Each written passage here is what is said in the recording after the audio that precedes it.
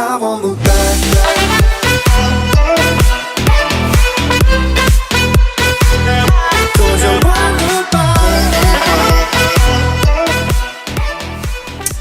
What's going on, beautiful people? I am the Grandmaster, and I also go by D-Ray, bringing you guys the next episode of the Grandmaster's Table, joined by my beautiful co-host Summer. Hi. Guys, it is going to be a phenomenal episode. I'm very excited to bring this one to you. Today, joining us, we have probably one of the most hardworking presence that we have in the Draft League community, in the Pokemon community overall, because she does so much for every single one of us, and that could be anything behind the scenes in regards to helping that person with their content. It could be the production of their material, or just being able to get anything technicalized and finished and done, and she does it all out of the care of her heart. Please welcome Liv. Wow, you said it was going to be something goofy, but I'm excited. I don't know how to respond to that. Just like, aw. What's going on, guys, though?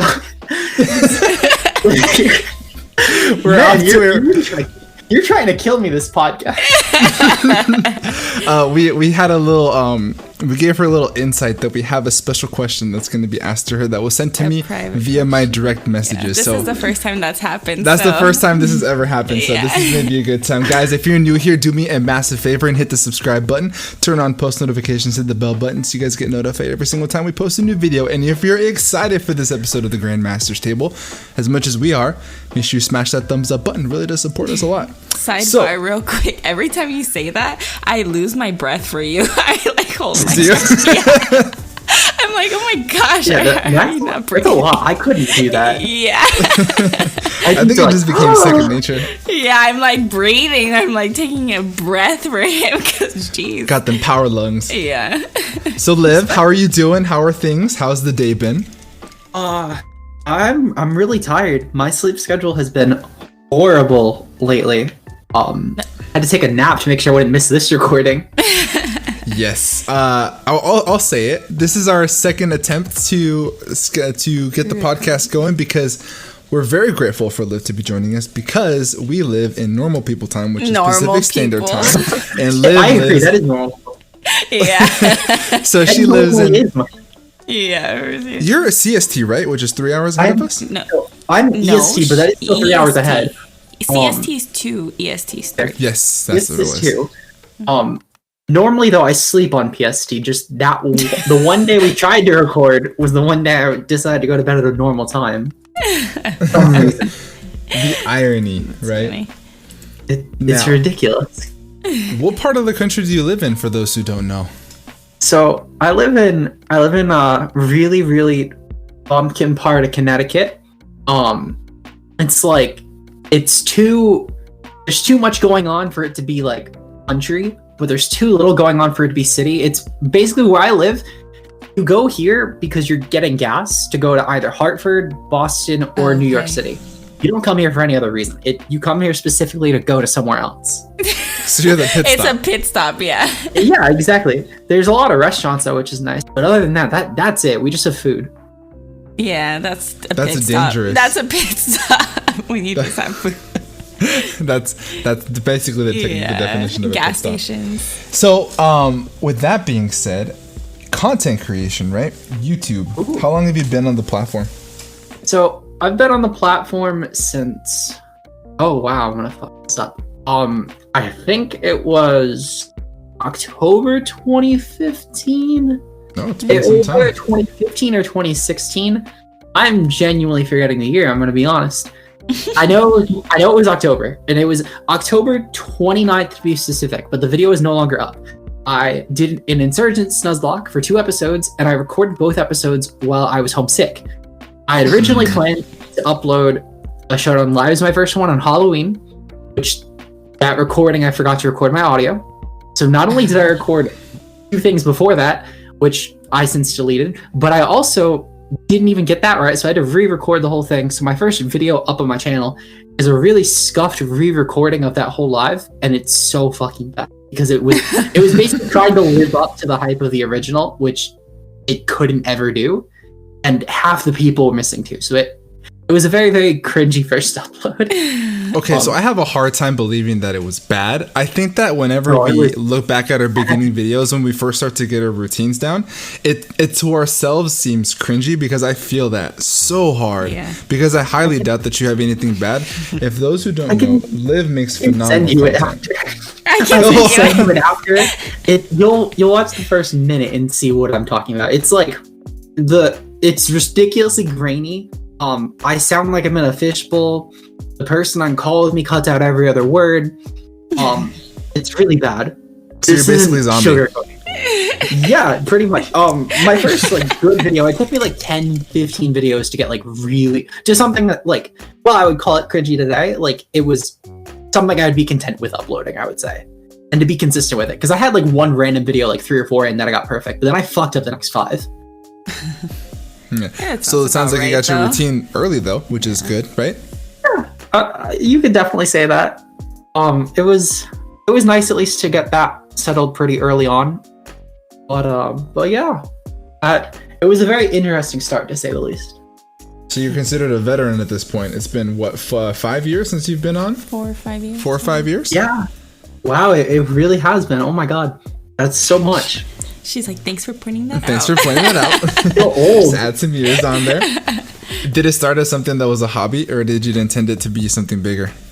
So basically, I had actually planned on starting to upload over the summer of that year. I just joined my second draft league ever, which was my first one was through a Pixelmon server. My second one was through Pokemon Showdown. And 2 people that I met through there were just deciding to host a league. Decided to be very, very original and name their league the GBA. Not the actual GBA. This was just another off-brand one. Still called the GBA. Still abbreviated for the exact same thing.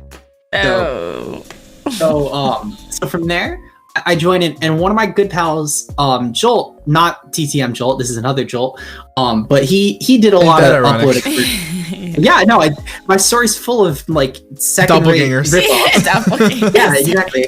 But yeah, so my pal Joel uploaded all of his games for this league, and I thought it was really cool. So I was like, you know what? Next time that I do a league, I want to upload it. And then I forgot about it until October when I saw another friend of mine uploading and recording some stuff while we were out camping. And I was like, you know what? When I get back, I'm going to record a video. And I did. And it was awful. So I deleted the first 2. And then I recorded the stuff that's on the channel. And then it's just been history ever since. Yeah, I'm not going to lie. I didn't know what I wanted to do at first in terms of like if I wanted to really go through with like doing it full time or like if I wanted to just do it as a hobby. And not that I do it full time now, because I certainly don't. But I didn't know like how much I wanted to upload. So I kind of was just testing the waters for a bit. And then like 6 months in, I sort of realized that I kind of wanted to do it at the very least as a passionate hobby. So then I started like buying a mic. I got a better laptop. I got a lawn chair that I sat in for 2 years that became ridiculously memed on Twitter, so I stole a recliner off the side of the road. Both of which got ridiculously memed. They broke. But yeah, so my start was very interesting.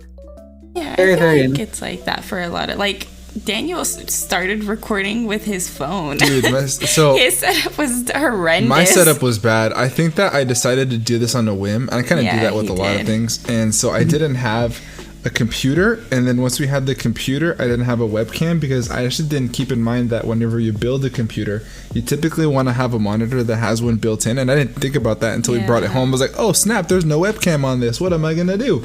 So I would record on my cell phone, and then I would basically record the audio in another means. So in post-production, I would have to line up my camera with my audio with the video all together. I had no synchronizing programs. I would just basically wait for those wavelengths to meet up and then cut it, and then from there on I would try to hope my best that my mouth would mouth off the words as the audio came out. So that's how I started. It was that was pretty bad. So I feel that so it's hard. pretty funny that you mentioned that, actually, because when I got my first desktop, this was back in, I know this was 2017 of April. I'd finally stopped using a laptop which had a built-in webcam. And I started using webcam for like a couple months prior to getting this desktop. So I was like, you know, I can't just stop using it now. So I spent months, and I kid you not, months of trying to go back and forth between different apps where I could record my webcam on my phone and have it Bluetooth connect to my computer. And it was so bad quality, and it was such a horrible pain to edit, but I did it for like a solid 3 months, and then I went up to my uncle's and did some yard work until I was able to buy a webcam. Yes. It was a struggle. I feel you on that, D, right? That was people who don't record webcam with phone, they'll never know our struggle, but it's a pain. But it shows the passion, right? It just wants us to be able to get it done no matter what. So as soon as you have that kind of dedication, that makes you think that you're going to be around for quite some time. That was the moment I realized that I really wanted to do it. That I really wanted to like do something with uploading. When I spent, I kid you not, like 3 full days and then a couple other weeks afterwards with random days scattered, searching through multiple. I probably downloaded 20, no exaggeration, different webcam apps, and like a quarter of them actually worked, but they broke after a couple uses. So I feel your pain there really hard. I eventually just went with the standard camera app. And you said that you don't do this full time. Now, what is the other side of your daily activities? What is quote unquote paying the bills? The other side of my daily activity is well, right now it's nothing, because I did work in a movie theater, but obviously that's the last thing that's going to be open right now. They're finally hiring again. But the week that they're planning on starting up, I'm actually not going to be around for that entire week, because I'm going to be getting a lot of different testing done. So I'm going to need to make sure that I submit my app this week. Actually, I plan to, and then let them know I can't start until the 21st, and hope they don't fill my job. So it'll be interesting. I gotta pray that they'll keep my job around. We love the movie theater. We'll put good energy out there. We'll throw that good juju out your way. So I appreciate it. We're going to go ahead and hop right into it. Probably one of the questions that a lot of people are going to want to know as soon as they click onto this podcast is, as we all know, that you were formerly known as Aaron2420, right? And then now we can call you Liv. And now, can I have you pronounce your last name that you have now? Because I could never get it. I never attempted to. So Olivia, and then the last name starting with an S. Could you pronounce it for us? That way that's the correct way moving forward. Sama. That way Daniel knows how to pronounce it going forward. Because kid you not, I thought it was Suma. It's 2 A's. Yeah. Sama. Olivia Sama. It's to S. It's the U. There's no U. Am I looking at it wrong? I think it's just because of your handwriting of your graphic that you made on YouTube. Yeah, I saw that. Okay, so that's a whole nother story. Oh my god.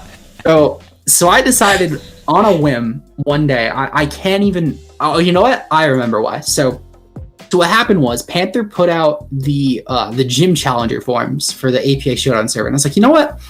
I'm gonna change my Discord name because I want to sign up specifically as Liv. So I did that, and I was like, you know what? I'm changing my Discord. People are gonna be like, who is this person? If they try and click on my Twitter links, they don't match. I have to now change my Twitter, and thus, if I'm changing my Twitter, I have to change my YouTube, and then I had to do a banner. My banner is getting finished literally tomorrow. Okay. So I didn't have a banner when I did this 3 weeks ago. So I went into Photoshop. I picked a simple gradient background back to my old 2016 thumbnails and wrote out with the brush tool the text. So that's probably why it looks bad. But in the app, you busted a wolf click. Yeah, exactly. In the app, though, you could see my name. There's no U in first, last, any name. I just probably he just has. In my defense, I do have 4 eyes, so I think that I just did a quick take. Understandable. Like, 4 eyes. I'm with you there. Yeah. I never was gonna attempt it. I was like, I'm gonna wait to ask. Before Everyone's probably like, nobody wants to know that. Like, we all know how to pronounce it. It's only you, Daniel. I think it was just you.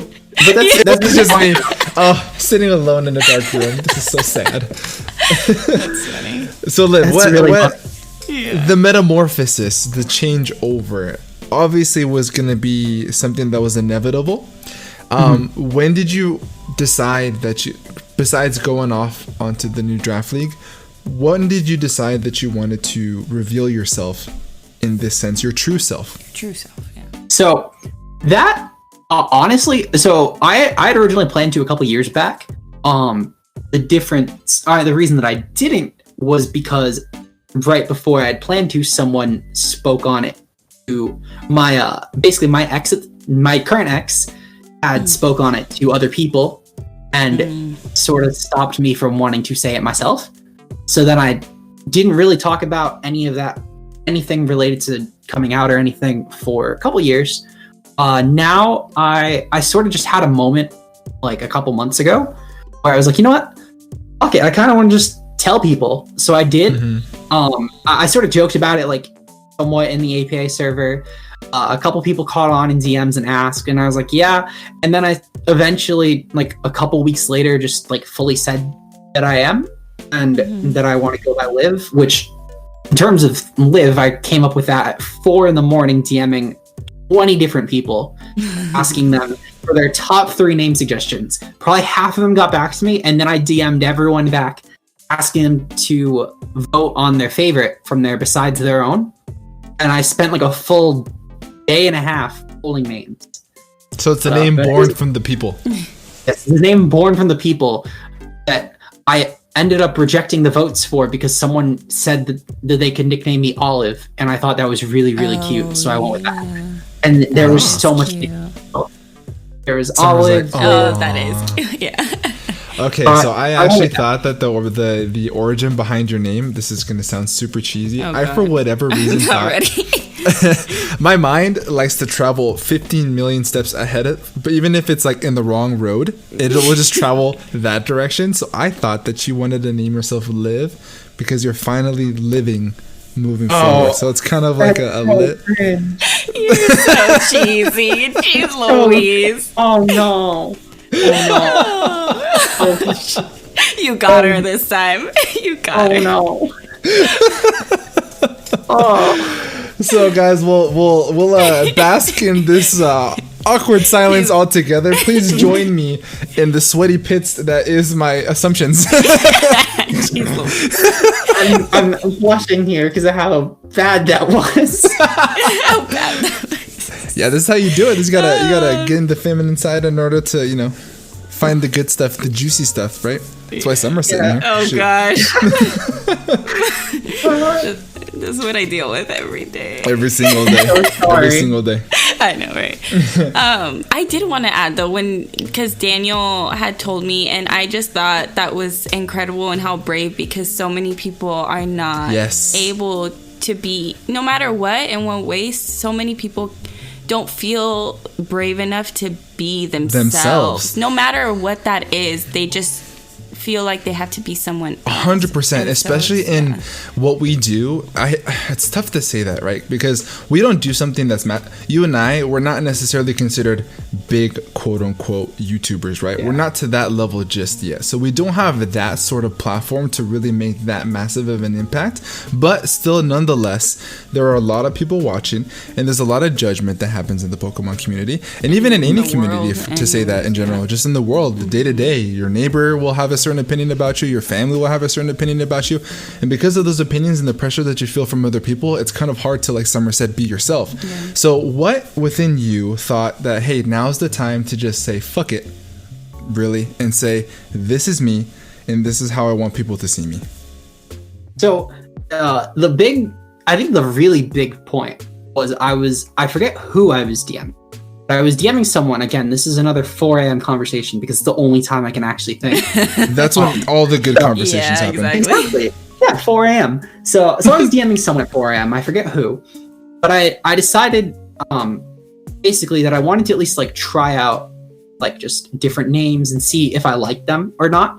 So the plan was originally I was going to try in like one server for like a week and see what I thought stuck. So I originally just tried a different spelling of my name over my old name being E-R-I-N, because that's for some reason what everyone thought my name was spelled like anyway, and it's the girl spelling of Aaron. Yeah. So I went by that, and I realized that I really didn't like it.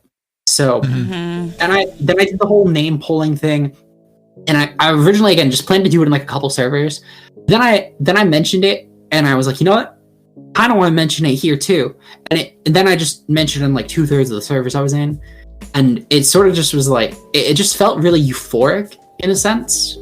Almost, it kind of felt, I think the best way to put it is like, kind of felt like being on a sugar rush.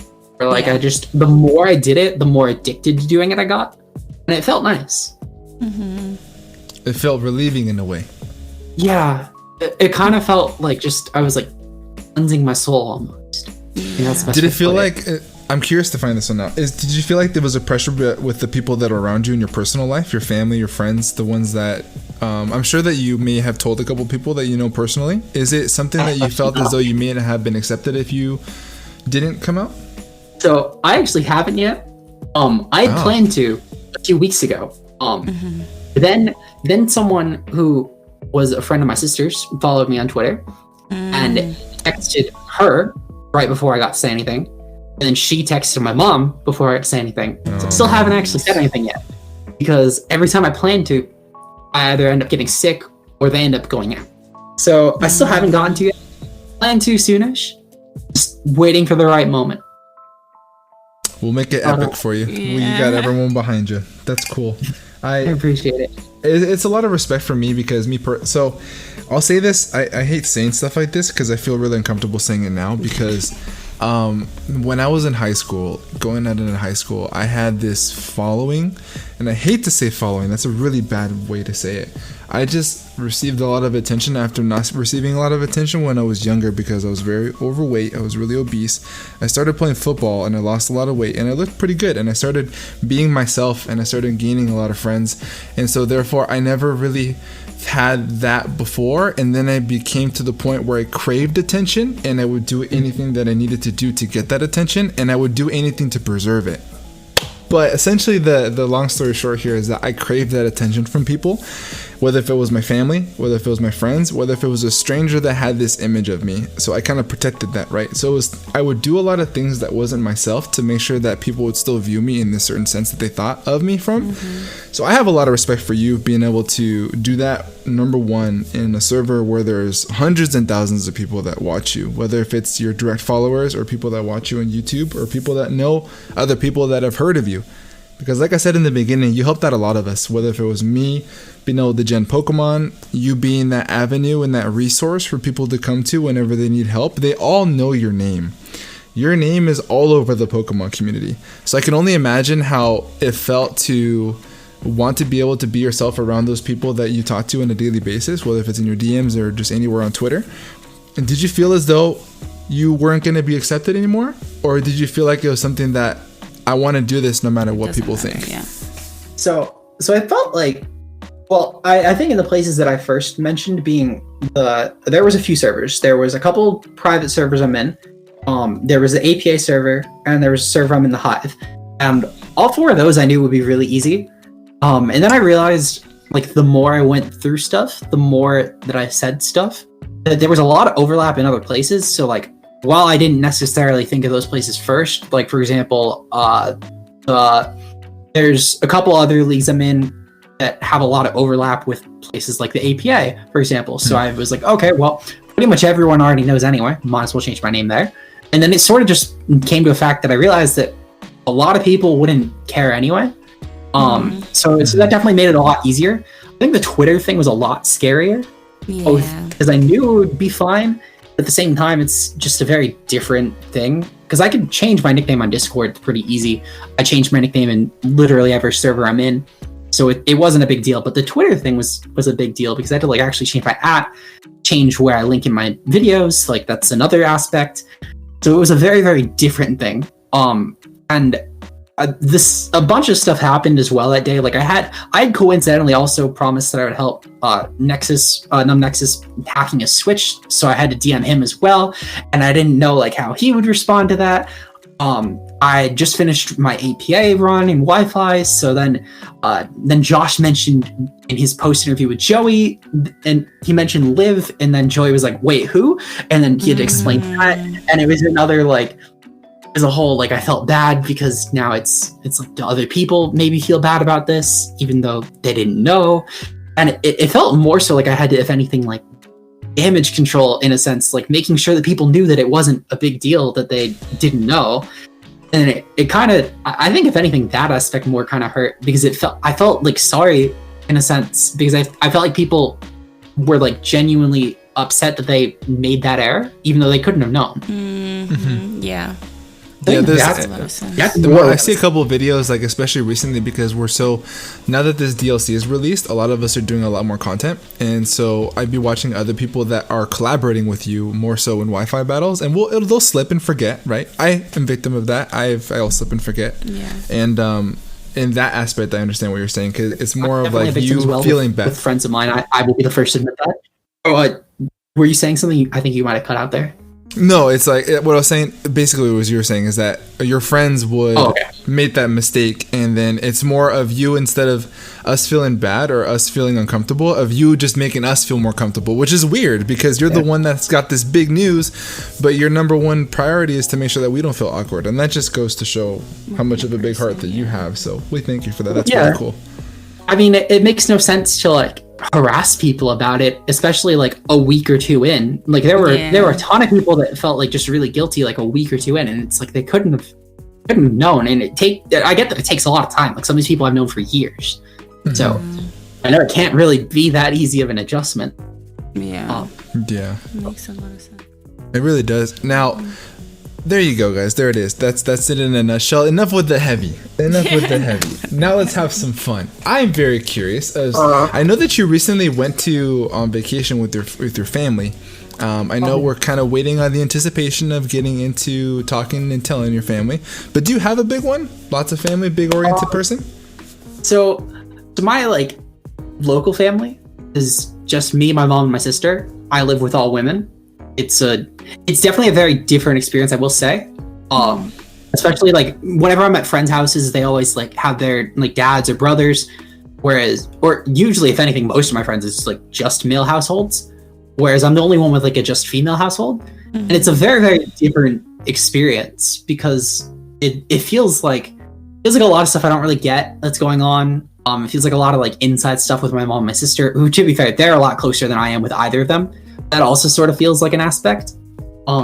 So it definitely feels really weird in terms of family. My extended family is really weird too, because it feels like a lot of stuff is really hard because I'm at 20, so I'm too young to really be at like the adult table, like drinking at parties and doing anything, at least with family. Because my family is really overprotective about that.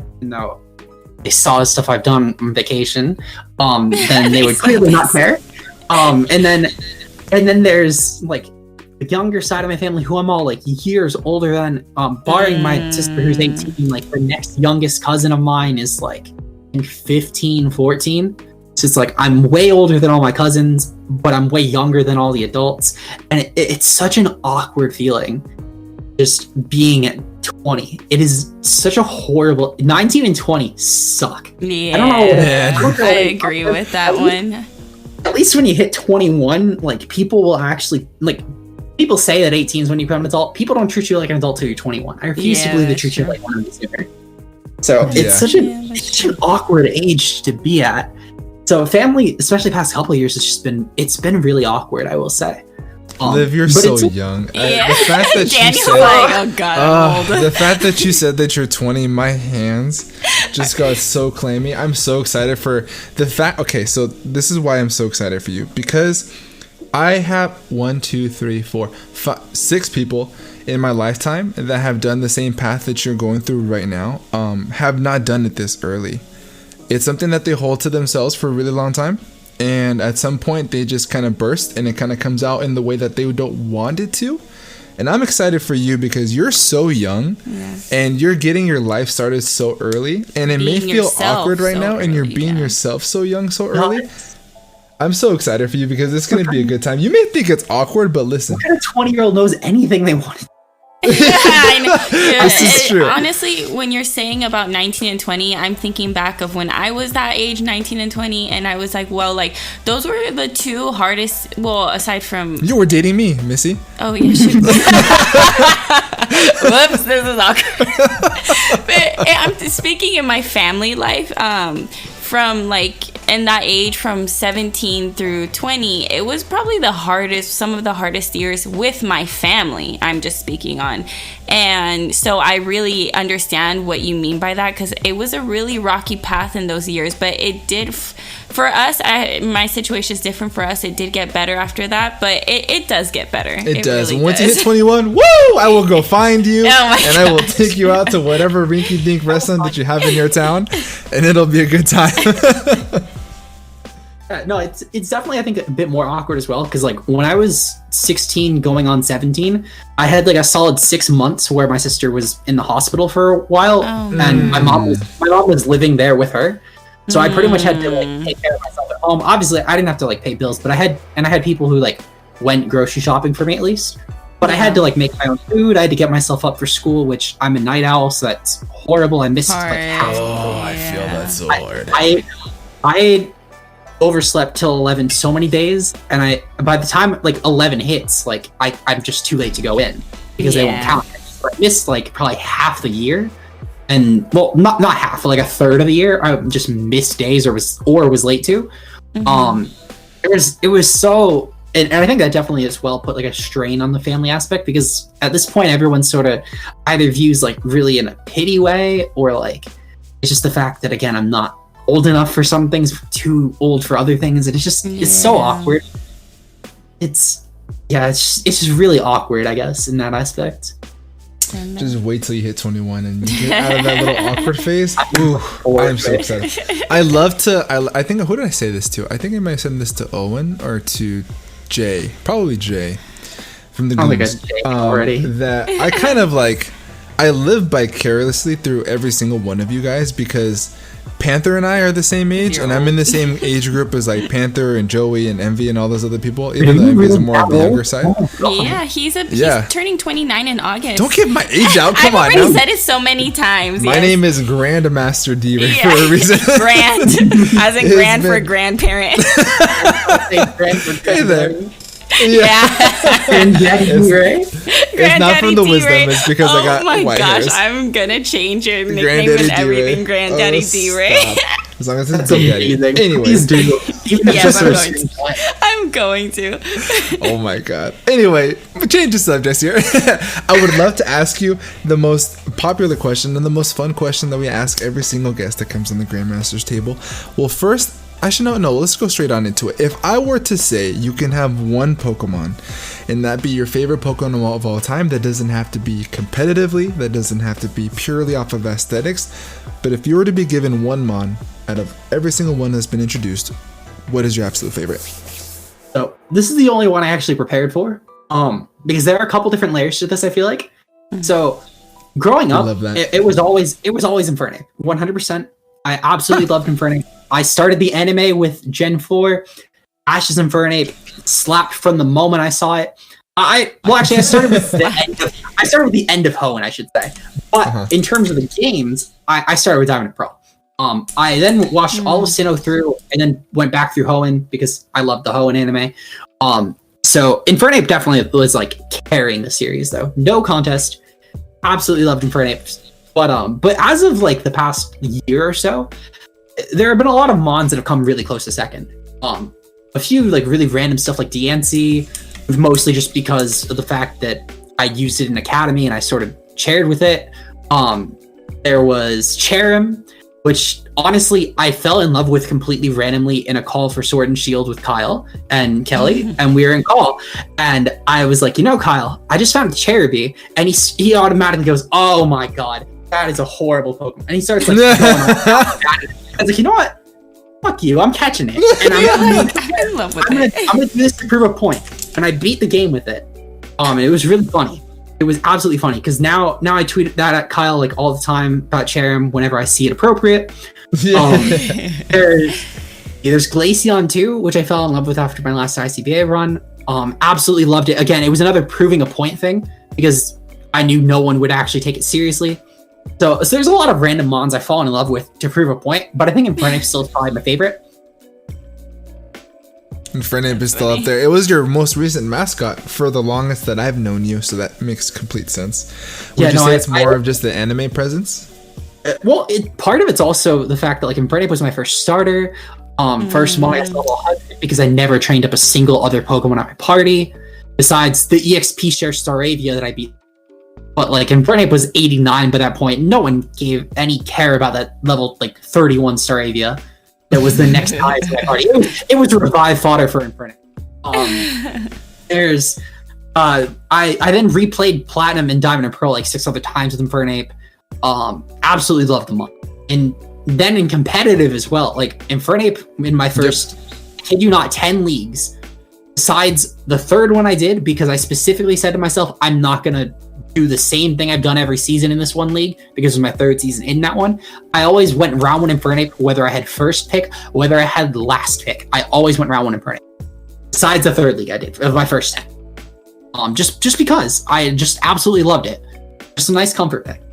Yeah, I feel that. That's me and Mimikyu. I kind of deviated away because for me personally, for those who don't know, the reason why Mimikyu is my favorite, not only because of the aesthetics, but because I use it a lot in VGC. So when I came into the doubles format, when I came into the draft league scene, I'm like, okay, I'm gonna let you go off to the side a little bit. Let me try some new stuff, and I'm realizing now that was a mistake. But yeah, I feel that comfort pick 100%. That's cool. That's typically like the number one common denominator in most people's favorites, that it's the one that they started out with, and it's the one you hold on to for until the longest that you're a fan. Yeah. Now, I would like to get your input on something, because as everybody knows, Liv is a very prominent presence in the draft league community because she's been around for quite some time, competing in the highest level possible. In the most recent, you were in the APA main season, which you were a replacement for, but you still did phenomenally, made the team your own with a bunch of transactions, but you did phenomenal. You did really, really great. I choked so no, don't praise me for that.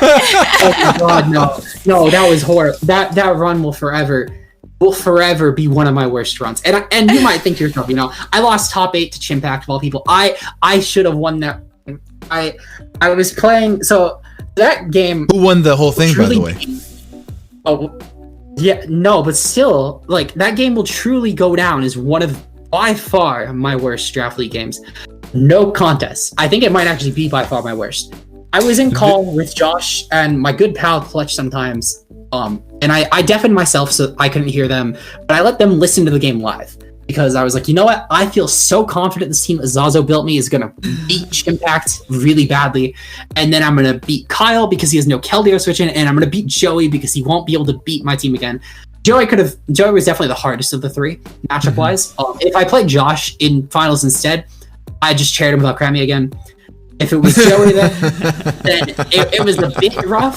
But I had Keldeo and Zard, so if I didn't bring a drum Zard, I could have honestly probably won against Joey the first time, and I could probably beat him with it this time around. So my game versus Chimp, I get in call, and I was about to win very, very dominantly. And then I got way too cocky. I got ridiculously full of myself, and I started making such a point of it on my upload. And then I got absolutely reverse swept by Savali, and I cried afterwards just because it was so embarrassing. I did remember you. I felt that from you in the first half of the matchup. You were so in control that you kind of just let it slip. But the reason why I say your run was so impressive, to me personally, the level of, let me rephrase this. The attributes that you basically tell a coach is, if you were to be given a team that isn't your own, and then you make it your own, and you're still able to perform for such a high level and being able to get to the playoffs, is something that is really tough to do. Because if we let you draft your own team and you get to the playoffs, that's to be expected. But if we give you a team that was someone else's and you change it and you still make the playoffs, that shows your actual skill versus basically piggybacking off of some other Pokemon. So that's why we think that you're one of the best draft league players out there. And I do remember you playing Chimpact. I remember watching that game, and I remember because I love to like have snacks when I watch like really good games. And I remember eating these IKEA cookies. And I was thinking to myself, I think IKEA cookies. Okay, let's not talk about that right now. Listen, and I told Summer, I think you were around. I said, you gotta get this together, because you were like, oh no, don't. This is Chimpact. Stop. And then boom, it kind of got. It went downhill from there. But nonetheless, it was still a really good game. I would like to get your take on this generation's mechanic, right? So which is what? Dynamax and Gigantamax. I love to ask the ones that are very prominent in the draft league community what their take is.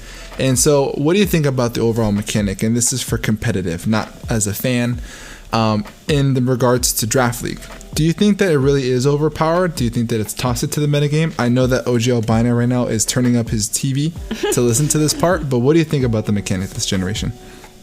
Yeah, Owen just popped a blood vessel hearing that word. That's the trigger. So I'm actually, I'm not gonna lie, I'm not as against it as I was in the beginning, to be honest. But it's purely because after my APA run, I really took a back seat into like really trying to go absolutely ham. I, at this point, definitely prefer the more casual side of draft, because one of the things that I've learned throughout my seasons is usually by like week 6, I just can't bother playing anymore. I still enjoy, I absolutely love making thumbnails for games. So what I decided to do this time around was be really chaotic in GDL and allow Dynamax and Gigantamax. And I tried to really campaign that hard on people, even though I was so against it when they tried to put in APA. I was with Owen. We were like the only 2 people saying this sounds like an awful idea. I said, well, I'm not a coach and I can't vote. I'm just saying this sounds like you're making a mistake. And everyone's like, nah, thumbnails. And then now in GDL, I'm like, oh yeah, no. Oh, and think of the thumbnails. Oh, and think of the thumbnails. So that's my thoughts. It's literally just, I love it for thumbnails. It's really nice for thumbnails. I don't think it's competitive though. Well, I don't think it's competitive in singles. I think in VGC you can make an argument, but it's not in singles. But it is good for thumbnails. Yeah. I had this thing where I started saying so we just recently started drafting for the GDL, which is 6 Foot Haxes League, and I would love when we were doing the vote and the debate, I would type in, I said thumbnails over wins, which is I remember reading that. Thumbnails over wins. Thumbnails over wins 100%. So I agree. There you have it, guys. I will go 0-10 if it means that all my uploads have beautiful thumbnails. That's my goal. My goal is to outshine every week on my thumbnails. That's the plan. I don't know how I'll be able to do it, but that's my plan. That is legit hashtag clickbait at its finest. Clickbait. So there you have it, guys. There's the hard analysis from one of the best draft league players in the community. So switching over to Twitter. You're way overstating it. I'm so bad. Switching over I'm to like Twitter because middle of the road at best. Hey, well, we'll see with this next draft league coming up. I have high hopes. So moving on to Twitter, guys. For those who don't know, whenever we have a guest come onto the Grandmaster's table, I like to throw out a tweet. If you, the people, have any questions for our guest, that way you can be a little bit more involved with sitting with us here at the Grandmaster's table. So thank you guys so much to all of you that have submitted a question. I appreciate every single one of you. There's a couple of questions that I'm reading over that have been kind of answered already. So I'll mention you guys. I'll kind of skip over those for right now, just because we don't want to have Liv repeat herself and for the sake of time. But the first question that I do see here. Wait, real quick. Do we want to do? Oh, do we want to do the DM one first? Do we want to do the DM one first, or do we want to keep her in suspense? Part of me wants to not answer that until the very end, but at the same time, no, I'm gonna have a panic attack. I would have a panic attack if I'll let you guys make the decision on that one. We'll leave it to the end, because I know that this person is going to be happy that you made the grand finale. I'm telling you right now, if it's Josh, I'm going to crucify him afterwards. This sounds like a Josh thing to do. I promise you, he did it to hide it from me. I feel targeted by Josh. He's getting a rude DM afterwards. Oh man, I'm nervous now. We plead the fifth. The first question that we see here is on Twitter by @darkdevil26. That's @dark_devil26. He asks, I'm reading this one because the second part of this question is a little bit more elaborate to what we talked about before. But he asks, was the journey to coming out and self-acceptance an easy one? And would you say that coming out has brought you the happiness that you needed?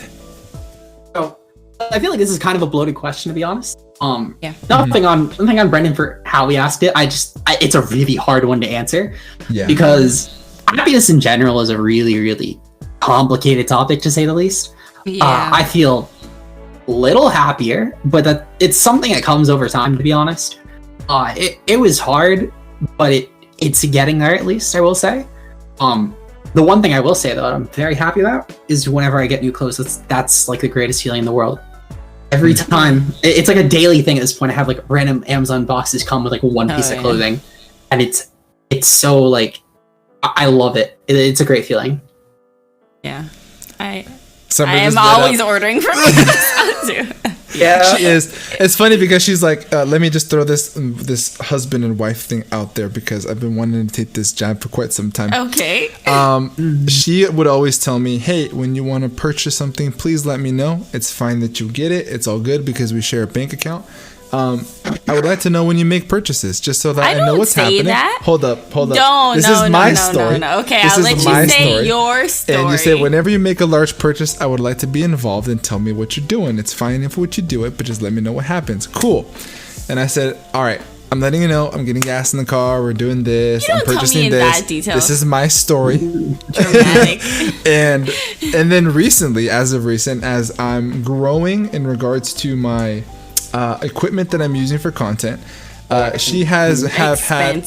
Oh yeah, it's been expensive. Mm-hmm. It has. Random little boxes from Amazon have been coming up. Like you'll see small boxes to small bags to large boxes to bubble bags, and I never say what they are because sometimes it's for the both of us. But most recently, she shows up and I come from work and she's like, "Look at my shoes! I got these Nike All Air Maxes," and I'm like, "Where did you get these shoes?" And she goes, "Oh, I ordered them last week." And now they're just random clothes are just showing up without once consulting her husband. So that's one thing that I'm sure Summer can relate to you about. I always consult you. Okay. Yeah. Anyway, there's my jab that I took. So this person, I'm gonna skip over. Maybe it'll confirm what your suspicions are, because I want to have this question build up, because this person asked a lot of questions and I feel like the DM one is going to be the most special one. So yeah, so I can already tell. The next question that I see here is by @SlickPanther. It goes by @PantherSlick. It's a multiple part question. Number 1, has coming out made you feel more accepting of you and overall make you feel like a better person? And the second part that comes up here is, he says, most slept on Mon in Generation 8, which is basically the one Pokemon that everyone doesn't really talk about that's really good and competitive or not. And then number 3 is, if Panther left the APA server to you, would you make any changes? So I'll save the third one for the end, of course, but that is the only other question besides the favorite Pokemon when I actually prepared going into this. So that'll be really fun to cover. Yeah. So the first one I already kind of covered, but I do definitely think it's helped a bit. But it's kind of hard to really put like a definitive yes or no on that. So I'll say it kind of has, but it kind of hasn't. It's a really bloated question. Nothing on Slick for asking you. I know a fair bit of people ask similar related questions. It's a very hard question to answer. In terms of the most slept on Mon, I gotta say, I think it's Dracozolt. I think it's either Dracozolt or Obstagoon for sure. Goon more so just, I think, was like really early on, but then it sort of became like a meme, like everyone was like the Goon, and like tons of draft players were always like going around and just like making like massive copy passes related to Obstagoon, and then people realized it's actually good. But I think like currently it's Dracozolt. Everyone's like, oh, Dracovish is so good. I think Dracozolt is better. I personally, that's a very hot take. But I think especially with like the APA rule set with the hidden abilities and all that, I think Dragozolt's better. And it's purely just for the fact that on a sand team, you're wanting to clear stuff like bulky waters for drill and stuff like that. Dracovish doesn't really help with any of that. Dracozolt at least can nail stuff, and it's not worrying about missing because it's not running hustle on a sand rush set. I think that Dracozolt is really slept on. Doesn't get enough credit. Your face is. I just recently drafted Dracovish in the BBR, so I'm gonna let you have this moment. Well, there you go. And then now the most anticipated. It is still very good. I think people just don't give Dracozolt enough credit. 100%. Now in terms of 3, so I'm not gonna act like I haven't thought about this one for a while. Hey, nothing Panther. But I promise you, Panther, I've been planning for when I get my commissioner's role finally. It's at this point it's become a joke among the upper. Like the second we made the new Clash of Kings server, as immediately already was joking about how I'm basically an APA commissioner at this point. And this isn't the first time this joke has come up. It comes up a lot here and there. At least enough to where it's a memorable thing that's mentioned these days. So I'm basically like commissioner light. I am the 4th pillar, but I'm like kind of crumbling because I haven't gotten my validation of my role yet, which I need. I need MIDI to add that to me, or to give Panther the server. But basically, when Panther's gone, I'm making an effort to cut down on the APA divisions. We have too many. I can't imagine why we need 8 different leagues on top of that little cup leagues, on top of the Wi-Fi leagues. I would not be able to run that much personally, even with the current staff. I would also do a massive staff purge. I've been trying, and this is nothing on any individual staff who might watch this. I've been trying to get Panther for the longest time to do a staff purge. I mention it like a couple times a month. I've been doing it since February. And it's on no one in particular, but there are definitely way too many staff. And it's also I will say that I do have a staff rule, so if you're gonna do a purge, I would love to stick around. Although I don't necessarily participate the most of the time, but I would love to be like, oh my god, ojos peladitos, just watching it from afar. No. Anyway, go ahead. You don't deserve the staff role if you're not participating. So it does go to people who help out in like any division, including the Little Cup and Wi-Fi servers. So you got it from your APA Academy stuff, which I'm sure that's why you got it. But even then, there are people who like just don't help out anywhere. I'm not going to mention names because I'm not trying to call people out. I will mention people when the time comes, though. But I've been trying to get Panther to do this for months. Every time something comes up, I mention something. And I mean, the question I'm sure will come up: why have I also then added more staff? I added 3 of my own, which to their answer there, I guess it's because of the fact that they weren't helping mod the categories at all that these people were.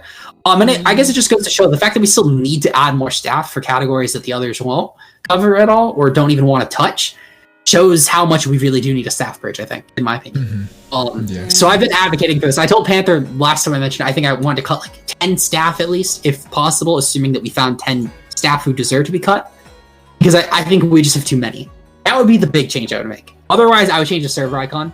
I would 100% make it something really trashy, because I think that's really funny. Trashy. I would change all the channel topics to really random stuff. I don't know what, but I would make them all very random and very, very cringe. We do love cringe. Also, in terms of cutting down the divisions, that obviously means cutting down chats, which APA has a Bible's worth of chats. Really? And then I think that would honestly be it. I would. Oh, you know what? At this point, I might as well just turn APA into an anime server. The anime category in the APA Showdown server is the most popular category besides Clash chats, which we moved already. So, like, either APA needs its own anime server, or we need to just cut everything else, because it's basically that's where 2/3 of the conversation comes from. So I don't make the rules. I'm just cutting out general chat. There you go. So there you have it. This is 100%. This is the AP makeover. Liv's putting in a pot, stirring it up, just a couple little things. Just a couple things. Just kind of flip it upside down and turn it inside out. This question I'm actually really excited to ask you, because I would like to know this one. I just realized I kind of skipped over 2 people, but I promise I will go back to you guys. It just popped up. It just like caught my eye. This is from @PlatinumHowler. It's a 2-part question because the second part is so funny. First part he asks you is, what motivates you to be the hardest working person in the Draft League community? I'll put the second part for just a couple seconds. Okay. So, in terms of what motivates me, I would say, well, that's a really good question. I think the big thing would honestly just be the fact that I'm really involved myself. I've been uploading it for a few years. And if I'm going to be uploading something and I'm going to be involved in something, I want to make sure it's done right. And I'm massively OCD about not trusting people to do stuff right. Like, if I'm not doing it, it's not going to get done properly. I've learned that through several times of having to sadly count on that. If I'm not doing it, it's not going to get done properly. There are people that there are obvious exceptions to this. For example, massive shoutouts to Mid, who honestly is the reason I haven't quit, because of the fact that he's taken on all the morons who cannot get LAN set up. There are some that are just really. There are some who I doubt have ever logged onto a computer before. So shout outs to Mid. Mid is honestly such a help. But it's stuff like that though. Like, there are very, very few people I can really bank on like I can for Mid to really help out with stuff. I can name 10 at most, and I've probably talked to hundreds of draft players, if not. Actually, no, I wouldn't say thousands, but probably like hundreds at this point over my years. So I've done a ton of different stuff. Like, I used to run I've run pretty much every draft server at this point. Just everyone that people would recognize the name of. I ran the GBA fan Discord for like almost a year. I'm pretty much running an APA server, barring Panther at this point. I just need to take him out. I run for Leo at this point. Just need to take him out. I do own the server though, so I guess I do own it. I you do have the owner role. Yeah, you do. Yeah, I did make the server for Leo. And I help out a lot. Leo does his own stuff, obviously. Leo helps out a lot, of course. No disrespect to Leo there. He does a phenomenal job. But I do also do a lot behind the scenes to make sure that things are getting done. I basically run every league I'm in, or at the very least, I help run every league I'm in. So, as I said, if I'm doing it, I know it'll at least get done somewhat properly. That sounds like Definitely someone I know sitting next to me. Oh, the only reason he asked, because you helped him, right, with Jenny. Yeah. The only reason he asked you to help him with Jenny is because he hates relying on other people. I hate it. He hates relying on other people. For me personally, like I said before, I've said it a couple times already. When I started doing YouTube, I knew absolutely nothing. Nothing. And it took 5 days to literally sit at this computer from 8 in the morning until 8 o'clock at night to watch how to edit videos, how to upload, what equipment do I need, how does it work. I took it apart. I could take apart my computer and put it back together and make a new hard drive and buy new stuff and make sure it's bigger, which is what we did for this computer. But I don't like to have to call someone. You are the only person in the Draft League community that I reach out to and say, hey, can you help me with this? And sometimes I tell someone, I'm like, I feel so bad about that. Like, why do I have to, like, I don't want you to have to like wait on me, and that makes me feel uncomfortable. So I know what that feeling is like. That you have to have, feel like, that hard. That's such a relatable feeling. Oh my god, yeah, no, I get panic attacks about asking people for help, and I'm like, nope, I'm just gonna do it anyway. And then when I mess up like the third or fourth time, I'll finally ask. I always say it like this: it's the analogy of don't complain of what the cake tastes like if someone else made it. You know what exactly. I mean? I think it's a really weird but great ananalogy. Yeah, I'm like, what? I looked at him like, what the hell was that? I just thought of that. It's so random. Yeah. You always say it as of a few seconds ago. I did. I should just thought of it. Perfect. The next question that I have here, I'm going to go back because I skipped a couple. This is by... you didn't do the second question. Oh, the second part of the question. Yes. Yeah, geez, the second part of the question. Sorry, Howler. This is the only reason why I'm here. This is the reason why you're here. This is why you're the best co-host on YouTube. Howler, he also asks, why... Also, why did you start calling me Platt? Okay. So I was gonna DM Platt the answer to this, but I wanted to publicly mention it and acknowledge his question, so he heard it here first on video. I'm so sorry if you do mind me calling you Platt. I'm genuinely sorry. I called you Platt because it is a mouthful to call you Platinum Howler every time I type that out. It is a mouthful to call you Platinum as well, because I also think of Pokemon Platinum. And then Howler makes no sense. Like, do people call you Howler? Do you like being called? Like, it feels like it would be weird. His name is Howler. If that's what you prefer. So. Is it? He told us, I don't know if he wants us to reveal it, but we're going to do it anyway. No, I feel like we're in that don't level. reveal his, not his real name. Not his real name, no. I'll tell you his real name later.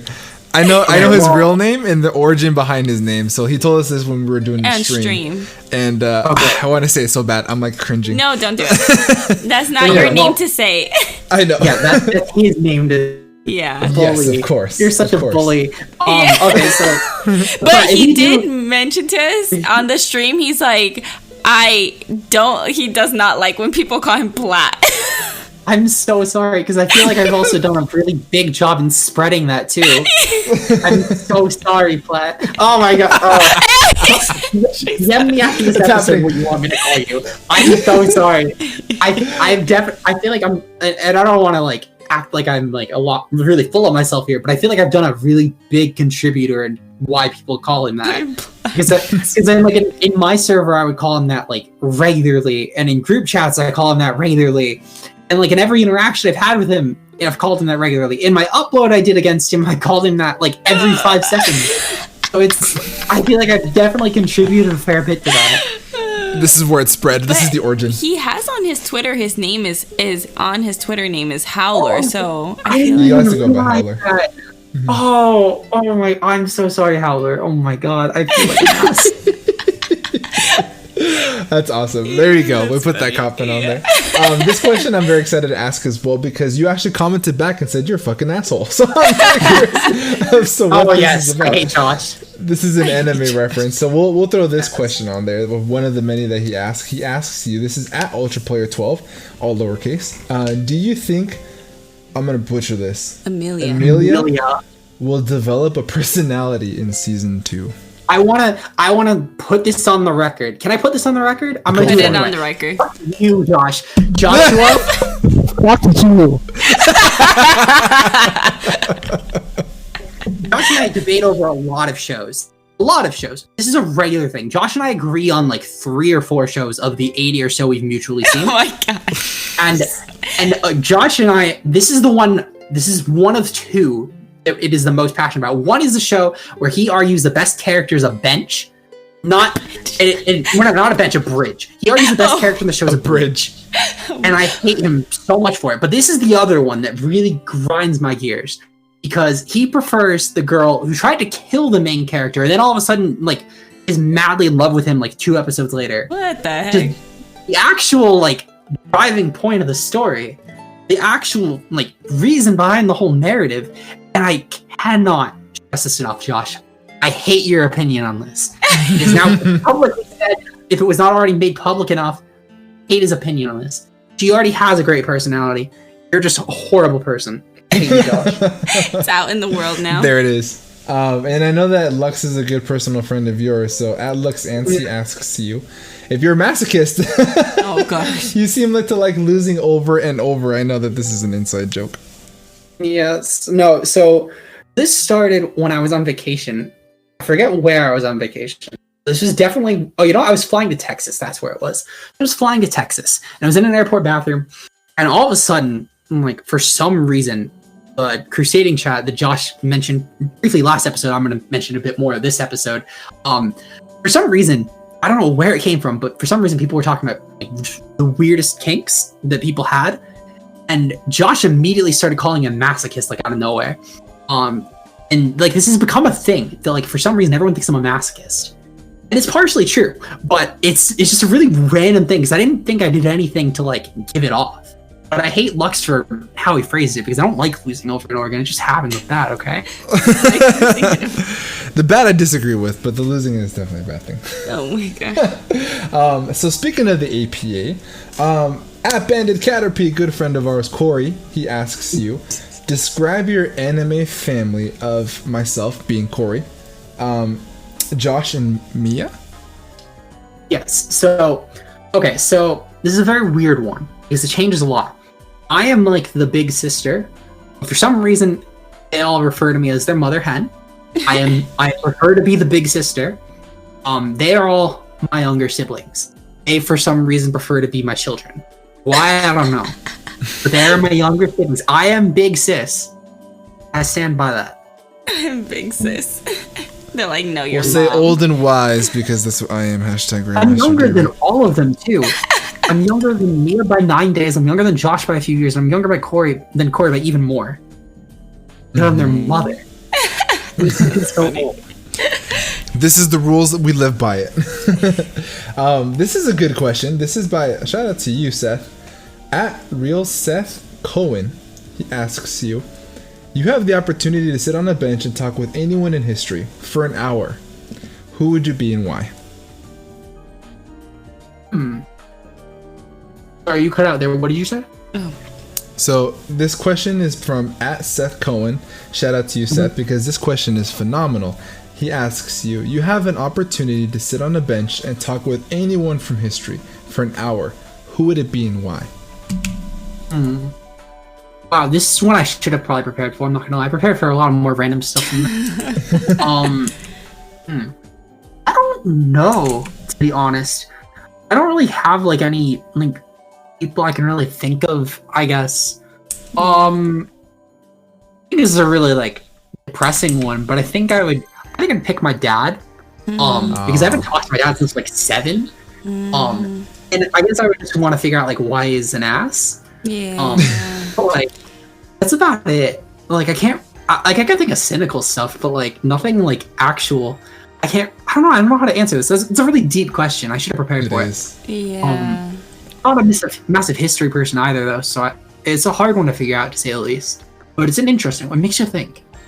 Yeah, I definitely relate to you on that, because if someone asked me that, I would have no idea. And I mean, yeah, I have like the same situation of my father. I don't have a relationship with him, so I understand that. But I have come to learn that when someone's an ass, they literally do not know that they are an ass. They just don't admit to it. Yeah. So I feel like it would be a pointless thing, but I mean, at least I could yell at him for an hour. Yeah, exactly. That's true. You can let it out on him. Just let her rip. Yeah. This next question is from @Brian_is_living. This is another anime reference, so you're gonna have to enlighten us. He asks you, whatever you do, just say something amazing about. Okay, I'm gonna butcher this. I'll read it for you. There you go. Because I know you were never saying that right, No, D-Ray. he would not. You couldn't say Amelia right. Let me. Yeah, you couldn't say Miller. Por Latino. I'm gonna say. No, Is Amelia it is Latin. Kaguya-sama? Kaguya-sama. So that's where I get the Sama in my name from. It's my absolute. I refuse to believe, and I've said this for the over a year I've been following the manga for it. I truly do not think that I will live to see a better piece of literature in my life than this series. It is an absolute masterpiece.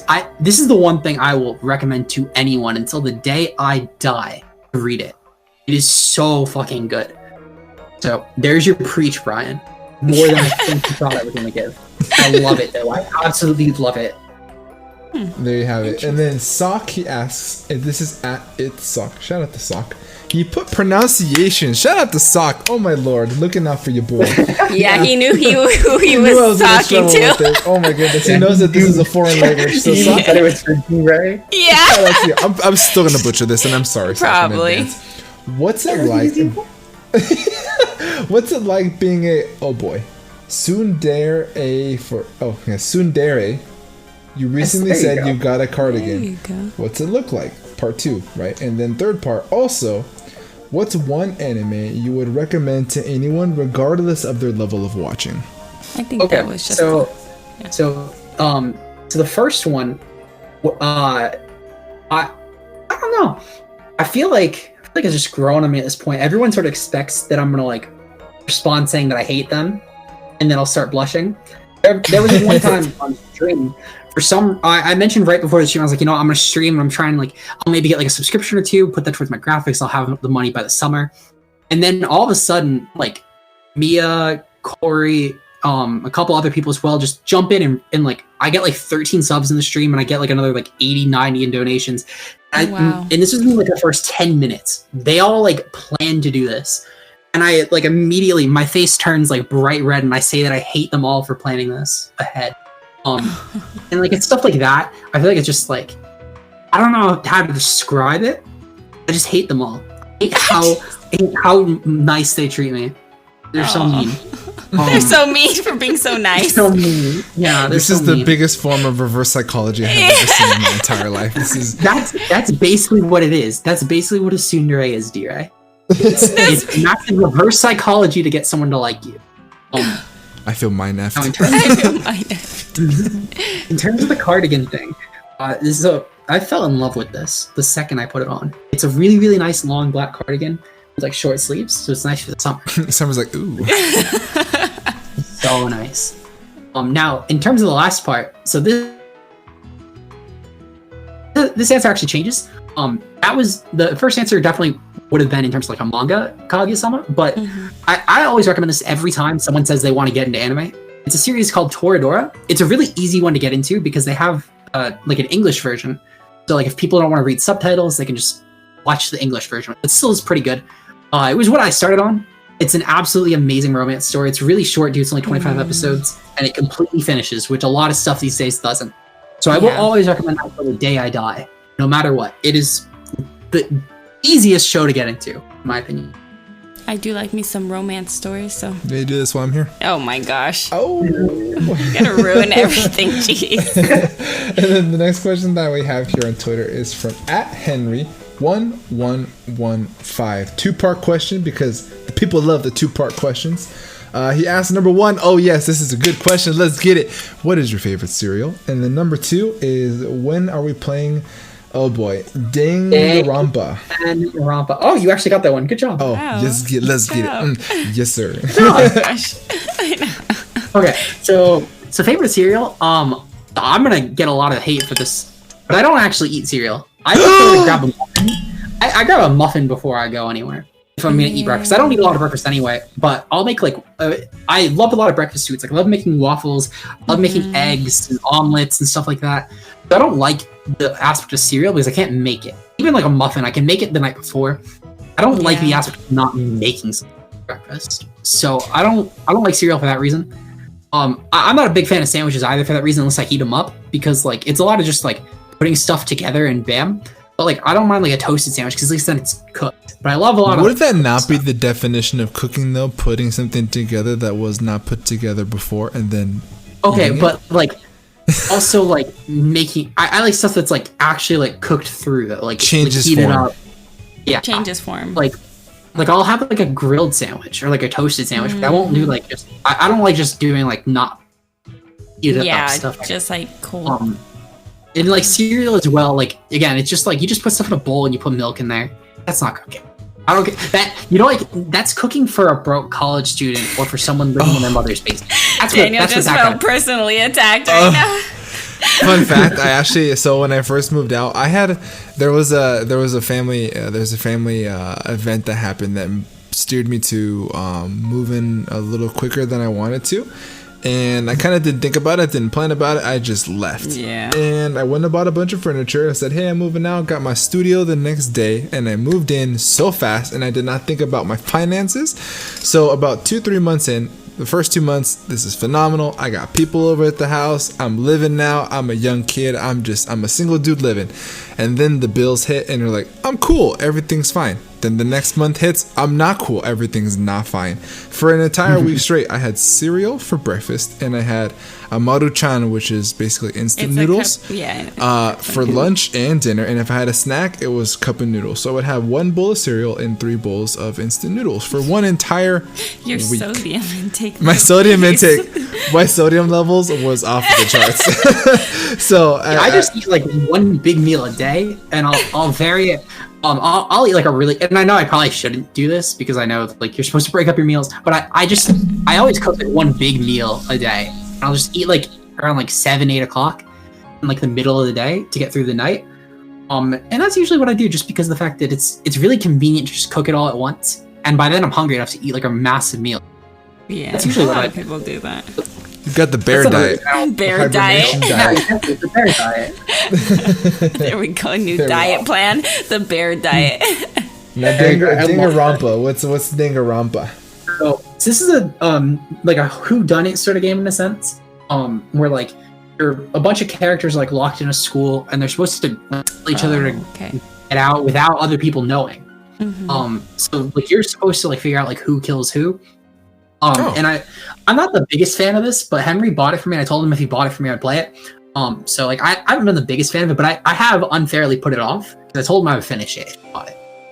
So I already did because I felt really, really bad about it because this was completely accidental. But I told him the week of the 13th, when I am going to be away for a week, I'm going to need something to do to keep me busy. So I got a laptop for when I'm out. I told him I would play it through that week, whether I have internet or not. I would make sure I finish it. So I had to apologize for like a half hour to him for that though, because I felt really bad because it's been months. It's been months. She has been confessed. She has cleansed of her sins. It is time. She's going to be playing. There you go, Henry. And so the next question that I have here is by. I actually did not notice that he commented here. That's actually really, really cool. From @MoxieBoosted. Simply puts. Yeah, he simply puts Moxie Boosted ? I'm assuming you guys maybe are in contact or you guys know each other very well. So I've known Moxie for a few years now. Moxie, I met him through the P4G Next Generation. That's where I met a lot of people. That's where I met Matt. That's where I met Panther. That's where I met Moxie. Now I'm not gonna act like I talk to Moxie a ton, but I will say if there is one person I had to say who was the best Twitter account on the entire Twitter, it is 100% Moxie. There is no Pokemon player of any kind who even rivals his Twitter, I would say. The next closest would be this guy, Aaron Trailer. Sorry. No, this guy, Aaron Trailer. They're both VGC players. Aaron Trailer's done a few Worlds performances, and he's another CT player, so, I really vibe with that. And his Twitter's really funny. But Moxie definitely is the best Twitter, by far. There is no one I could possibly imagine has a better Twitter than he does. It's hysterical. He also comes up with a lot of really whack shit in VGC that really works. I think of him as the ultra player of VGC. That's the easiest way to put it. Nice. And he makes pretty solid content too. Like when I was getting into VGC this format, I went to his vids. I 100% recommend anyone check him out. Phenomenal guy, really really funny guy. And bare minimum follow on Twitter. Great guy. I 100% Moxie boost. That's an exclamation point there. Yeah, Nice. that's he's great content. I too like to go to his content. It's really well put together. Big YouTuber in the VGC community. And so the next question that I have here, that's the end of my page, and then we'll hop over to your page because again, the following from Liv is phenomenal. Yeah. There's a sea of people behind you. I think this is definitely the most questions. This is the most. I've had. Okay, let me name drop. Okay, I'm not trying to toot my horn or toot the horn of Summer since we've been on here, but we've had Kyle A, we've had Envy, we've had K Cray, we've had Patty Trills. It's been crazy, and you have gotten overwhelmed with the most questions that I've had out of everybody, which shows the presence. Most of these were people in like one server who all wanted to embarrass me. That's what most of these are. They really wanted to embarrass me. That's usually the case. Yeah, that was what happened with Kay. There was one person that was trying to get her to see the stuff for the people. But this is from @Zeke0, ends with the 0. Phenomenal name. They ask you, what are your thoughts on the newest Love Live girls and Love Live? There you go. Sí, por Latino girls, and how there's only 5 and they are all first years. Also, do you say pop or soda? Oh my god, that's a good question. Do you say pop or soda? Or okay, so I'll start with the pop or soda one first, actually, because it's a lot easier to answer. I say soda, but I sometimes when I really want to trigger people, I'll say pop. Because I know an East Coast thing? No, pop is like a Midwest thing. No, I thought it was an East Coast thing. No, pop is like a 50s thing. Yeah, that's true. British or 50s, like 100%.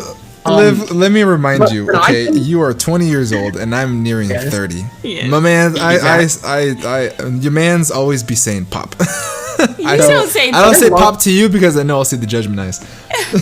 Okay, continue. Sorry. So I love triggering people with pop though. So I'll like randomly throw it in here and there, and people just like not know what I'm talking about. So it's really funny. Trying to get a reaction, I'll say pop, but I do call it soda.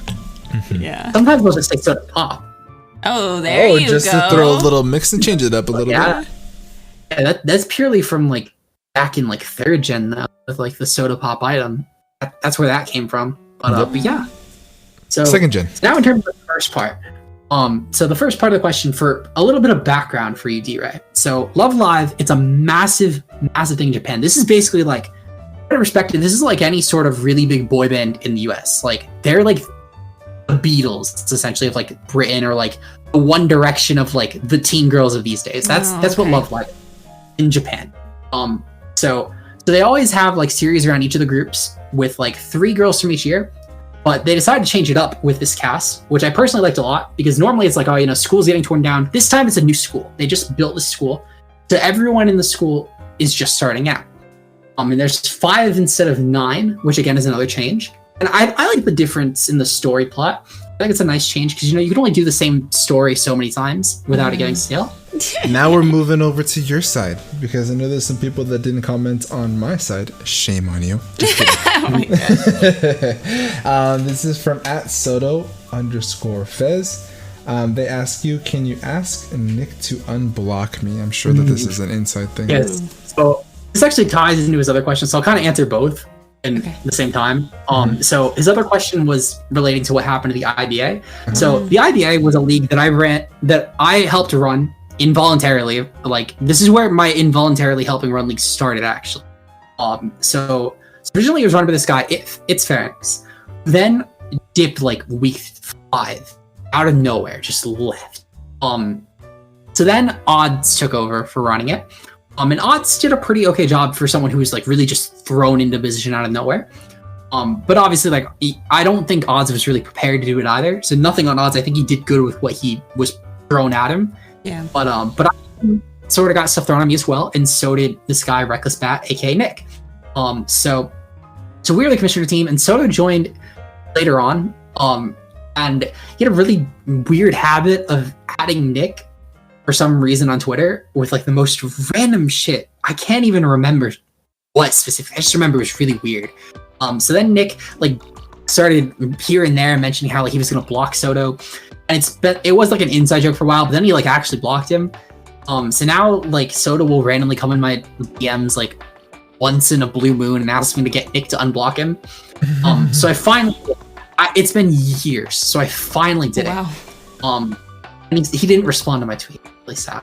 I haven't talked to Nick in years. So it's yeah, so then like a few seasons later though in the IBA, like Nick retired, and this was like right around when he blocked Soto, so he just like stopped playing. I moved on to other things. Odds got too busy to run it, and it just sort of died. That's what happened at IBA. Everyone was shocked even at a fourth season because the third season was so chaotic, and the second season barely finished, and the first season ended like 7 abruptly because so many drops happened.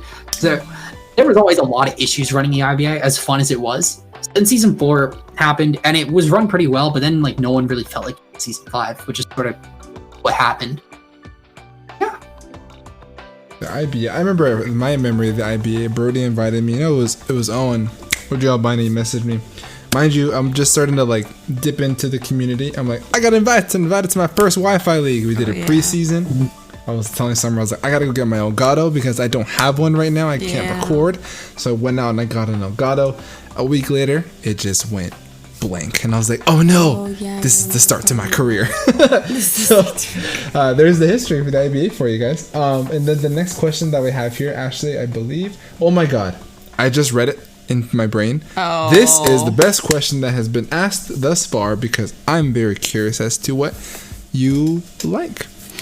Do you prefer, this is from @JohnThin_, boneless or bone in, and why? Referring to hot wings. So I'll preface this saying when I saw that John asked a question, I was terrified. I didn't know what he asked. But John has a history of like, John. I go way back with John. He's in the same sort of friend group that Soto is in. Very weird friend group. I love them all. They're amazing people, but they're very weird. Not to say that I'm not either. But I have John sometimes like randomly saying shit in my ats, in my mentions, and John also has a really weird Twitter. I love him for it, but it's a really, really weird Twitter at that. So I was terrified when I saw that he asked the question. I was like, oh no, this is gonna get me killed. And I was so relieved. And to answer your question, John. So first, I'm gonna say thank you for not getting me canceled on this podcast. And second, I would think boneless. Yeah. I think boneless are better, and there's a big reason for this. So I'm a massive wing advocate. Hot wings are one of my favorite foods. I love spicy food with a passion. That's us. So I definitely prefer boneless because the fact that whenever I've had bone-in wings, I have a really bad habit of trying to finish everything in the bone. So I like hurt my teeth really badly because I like gnaw through the bone, get all the meat, and like that's the kind of person I am. So I definitely prefer boneless because I don't have to like spend 5 minutes on a wing. I can just eat in a couple bites.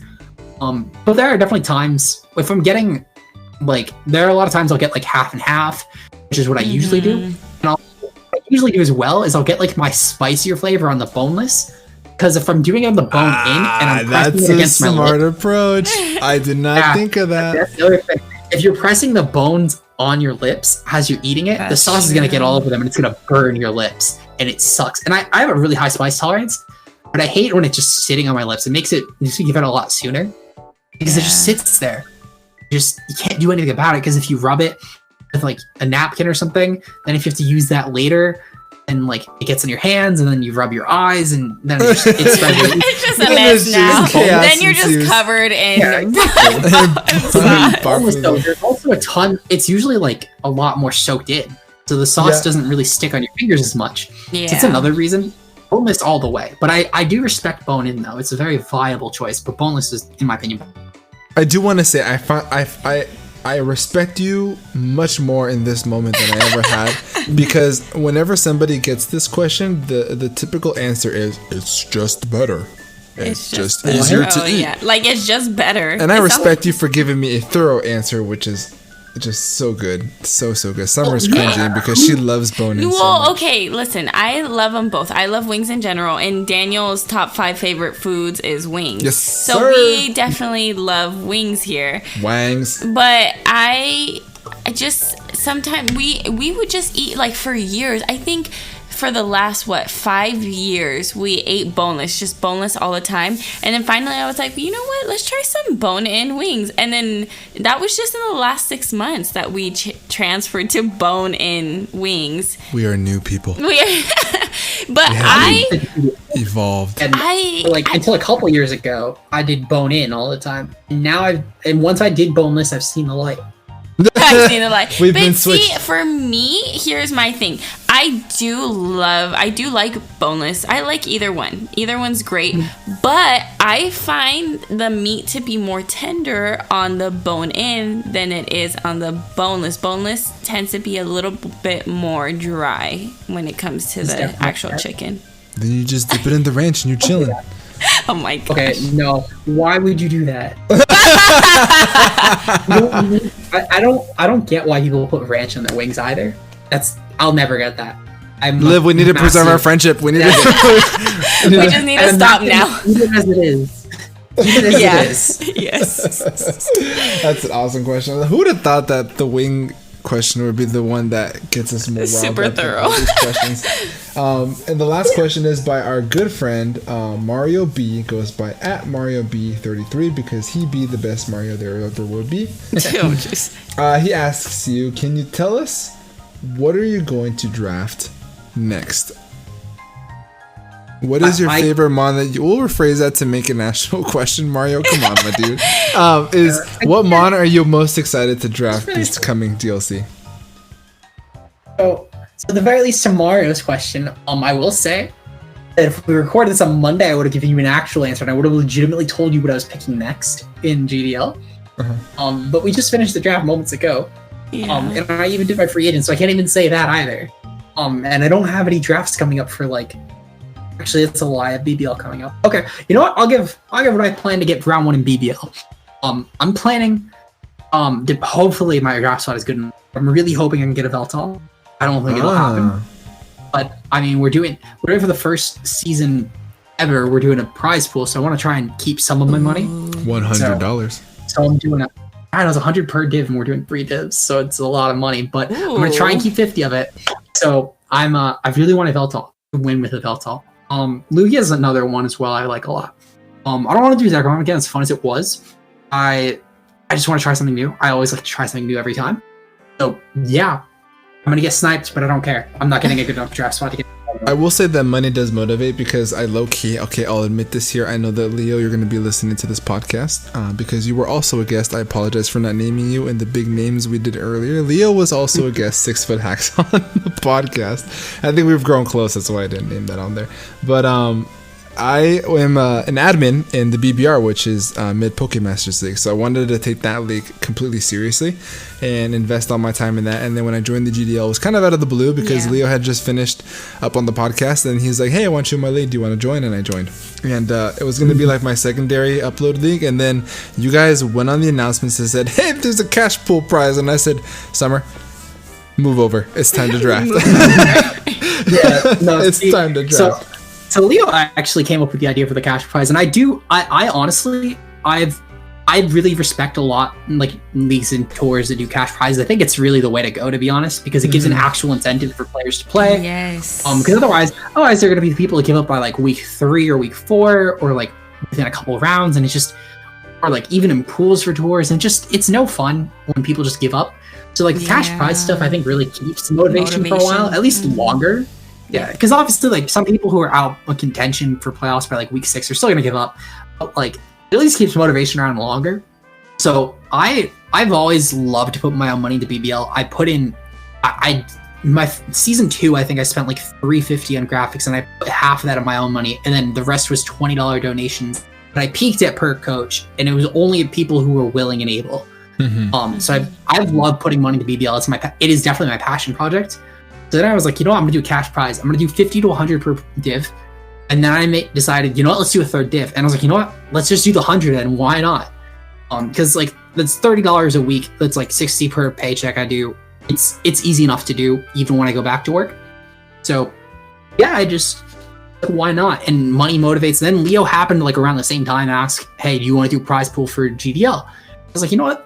Sure, I'll put in 50 towards this. And Leo's like, yeah, I'll match 50 at some point during the season. And then we figured, okay, that's already a great prize pool as it is. And more people happen to throw in. So, obviously it's more that people can win, which is cool. I definitely like that aspect of it. Ooh, I'm all becoming Young Money. Oh my gosh. So that concludes the Twitter aspect of it. Thank you guys so much for... Wait a second there, sir. Throw out the cast, reel it back in. What do you have? Okay, do you want to do the honors? No, you do. I just pulled it up will say because who you it told me is, not to forget it. and I want you to say it because you actually reminded me. So this question is by our good friend Ultra Player, all lowercase. He's actually dead to this question. He's dead to me. Josh, you're dead to me. It's happening. Oh no. So he says, the full message reads, I want this one to be a surprise for Liv. And then it says, if I were a lemon, would you put me on a shelf and cherish me like you cherish all of your lemons and not let the lemon stealing whore steal me away? Josh, okay, I thought this was going to be a lot worse. Josh, I love you for asking this. So, this is a story to it. So obviously, I'm certain you guys both know where that comes from. If not, I'm more than happy to send you the video afterwards. But it comes from a really, really, really old porn clip.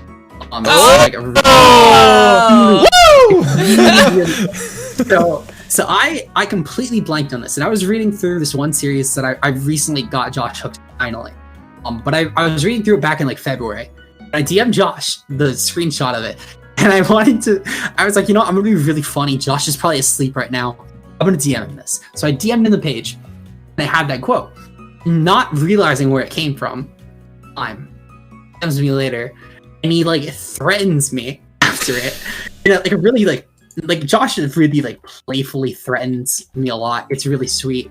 So it was. I DM'd him this quote, and he said, "If you ever DM me this shit again, I will post your address on a hookup site." I said it was a manga quote, and I say that it is, and he says that I'm lying. And he said he saw the video, and I was like, "Wait, that's a porn reference." And I DM'd the page, and I was like, "I was serious about this." He said it doesn't change the source, and he starts like going off me. He starts like shaming me for this, and then he shames me on Twitter for it. And then he finally reads it, and he starts adding me with this in APA, and then we just start adding each other with lemon gifts in APA, and it was really funny. It's a really funny thing from Josh and I now. I'm so glad that was the question that was asked. I thought this was gonna be a lot worse. When I heard Josh was the one asking it, I assumed it was Josh before. I told D-Ray, the fact that someone DM'd you a question is Josh. Only Josh would be horrible enough to do that. But I'm really glad that was the question that was asked, because I was having a panic attack. We let the suspense kind of fester for this entire podcast until the point that it just exploded. No pun intended. Oh my gosh. You're horrible. Thank you guys so much, everyone who submitted questions on Twitter. Guys, when we have the next guest on the podcast, I will for sure put out a tweet, and if you're interested in participating in the podcast, please do so. We'll try our best to get to the majority of them. A lot of the times we skip over some questions, and it's not because we're skipping over your question specifically, it's because that question has already been answered in prior to. So that's the reason why. Thank you guys so much for submitting. And the floor is yours, Liv. Do you have anything coming up pretty soon? Any projects coming up that you want to go ahead and have the floor for? So I have a couple things. One smaller. I've recently changed over my channel icon, and it should be coming. It'll probably be up by. Obviously, make sure to have the not MS Paint graphics. See, I'm uploading a lot more because I'm very inconsistent usually. GDL is coming up soonish. Oh, you know what? The big one. I don't know how this is the last thing I thought. BBL. New and BBL apps are still out till the 30th. That'll be like 3 or 4 more days after this goes up. Make sure to apply. We're looking to do a 3rd division. If we get like 4 more people, we can call like 4 more solid candidates. We could probably comfortably run it. The showdown, not upload required. If any, Ubers, of course. That's really it that I can think of. I can't really think of anything. Yeah, and the BBL is a good place to start too. The BBL, could you tell them what the acronym is for and what makes the BBL different from other servers? There's one thing, obviously, it's the format. So for those who don't know what the BBL is, tell them a little bit more about it. The BBL is called the Banless Ballers League.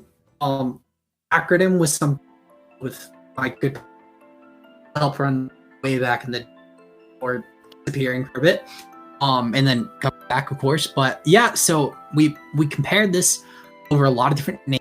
My current co-commissioner Blue calls it Blues Biddies League. For it. That. In terms of the format, we like to pride ourselves on being the most well put together Ubers draft possible, and this is not taking it lightly. Because everywhere else, it's just going to go down to who it's a good draft spot. You're going to draft like 5 really broken mons because everyone else is a moron. But we try and balance it really well here. So like you can only get so many really broken mons. And I take a lot of pride in that personally because it was really hard to scale it that way. But I think we've come up with a really good system over the seasons. It's only gotten better.